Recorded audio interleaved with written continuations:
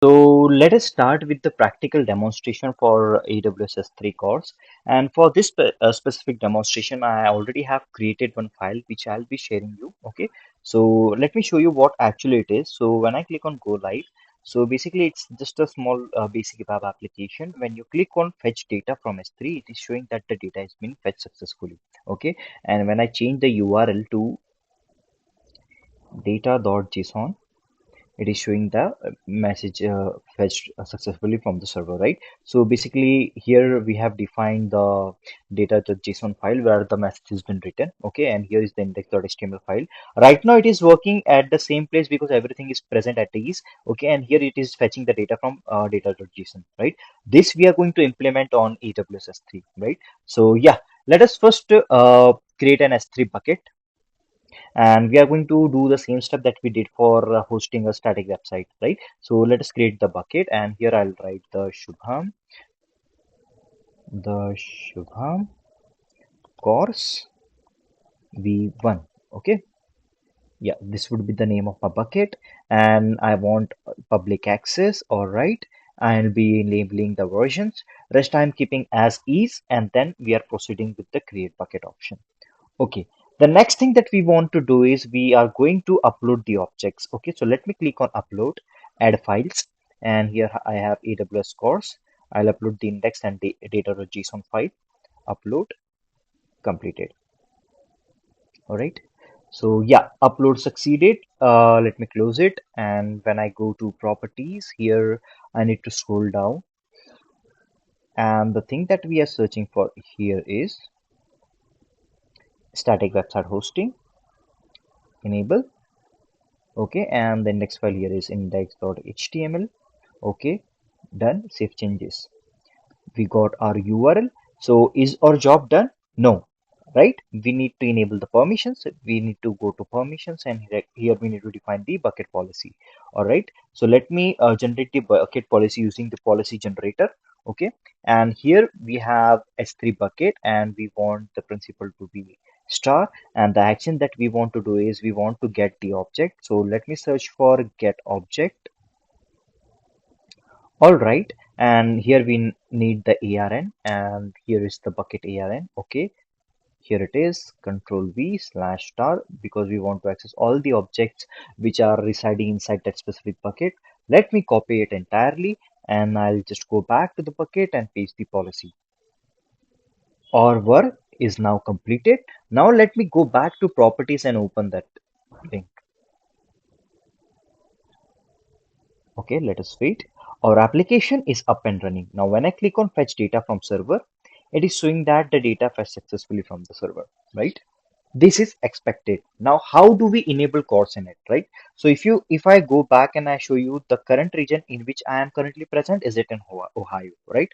So let us consider a scenario where my region is, let's say I'll take here Tokyo, right? So here what I'm going to do is I'm going to store the data.json file into Tokyo, and we are going to demonstrate the same with it. Okay, so let me open Tokyo region, and here what I'm going to do is I'm going to create another bucket. Okay, so let me copy the bucket name. So yeah, I'm going to create a bucket, and it would be, the bucket name would be the Shubham course v2. So here v2 is for Tokyo, and v1 here would be for Ohio. Okay, right? And next thing that I want to do is like I won't be copying entire, I won't be doing everything repetitively once again. I'm just going to choose bucket and copy the entire configuration which we did earlier. Okay, so the basic configuration will be copied already. See, this was unchecked, and yeah, so we enabled versioning for the Ohio bucket, and I'm just going to create the bucket. All right, it is creating the bucket. We are inside now the V2 bucket. Let me go to properties and check whether static website is enabled. No, it is disabled. So let it be as is because our front page is at Ohio, right? So let me scroll up and go back to permissions, and here we need to define the permissions. So we will go to bucket policy, and we are going to define the policy. I'm going to use the same policy that we used earlier in the one where we generated. Okay, so let me copy it entirely. Copy, paste, and here the only thing that I need to change is would be the ARN. Okay, and it is replaced by this ARN. All right, we are good on this one. We have, okay, let me check. Policy has invalid resource. Let me check the resource. All right, so here one slash was missing. Okay, now when I save it, our work is done. Okay. Second thing that what we need to do is we need to enable CORS for it, right? So let us search for CORS and we are going to basically access the application from Ohio, and the data.json will be taken from this region. Okay. So yeah, let me search for CORS, and here is cross origin resource sharing. I'll click on edit. Meanwhile, what I'll do when I go to Ohio, I'll just delete the object file. So CORS v1, and I'll delete JSON file, delete delete. Okay, okay. Now the data.json file is deleted.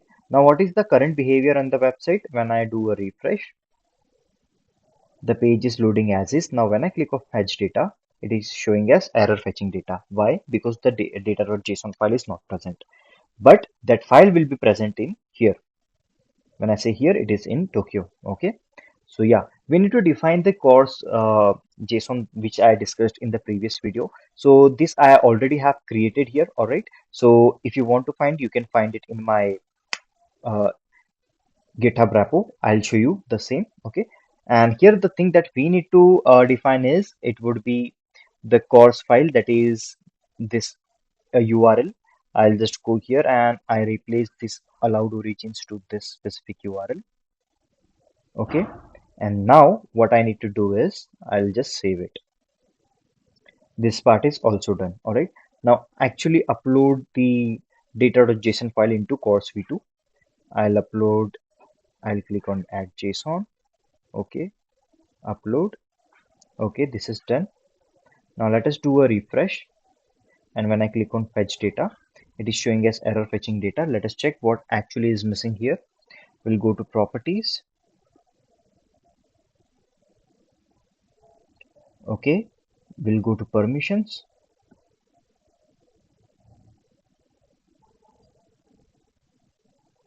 Okay, so what actually is missing here? Okay, we need to troubleshoot it.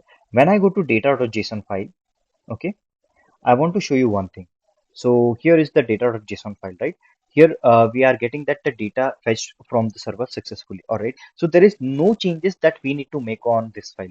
However, we would need to define the path, because how would the actual index file know where the data.file is been stored, right? So here it is fetching from the current resource, but in the current resource it is not present, right? So what we are going to do is I'm going to just enable permission for data.json file. So how would I do it? I'll just go back to CORS2 properties.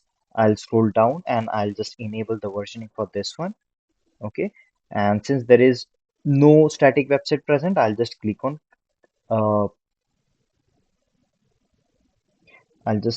index.html. Okay. Save changes. All right. And now what I want to do is I'll just copy this link. Okay. And I click over here.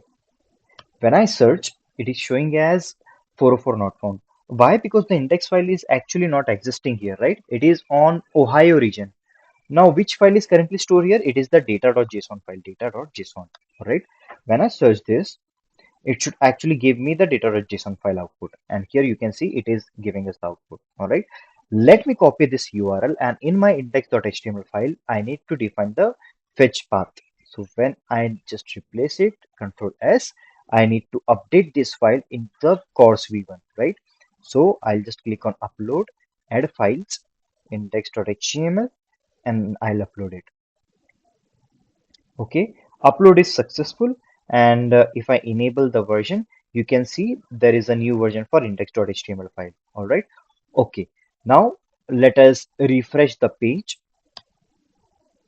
Okay, and when I click on fetch data from S3, it is showing that data fetch from the server successfully. All right, let me explain you what we have done here in short. Okay, so basically we have one region Ohio where we stored the index.html and data.json file initially.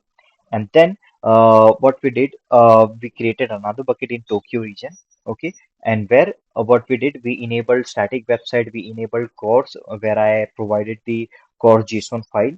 Okay, and then we enabled the permissions, and in the index.json file, index.html file, we defined the path, and we let the HTML file know where you need to take the data from, right? And that is how the HTML page was, HTML was able to render the data.json file, which is actually stored in Tokyo region.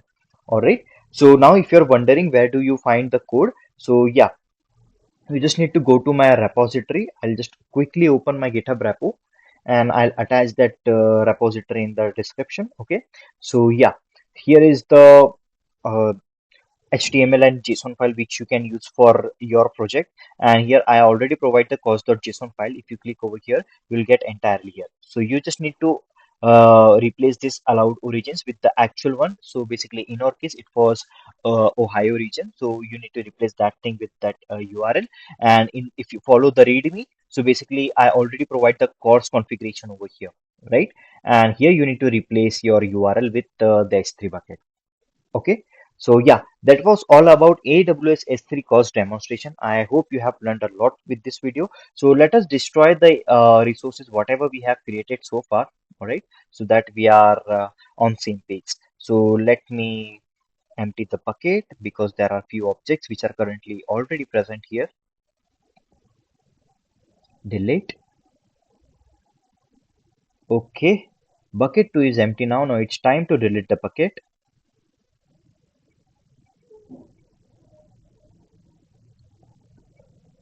Bucket 2, so the bucket which was stored in Tokyo region has been deleted.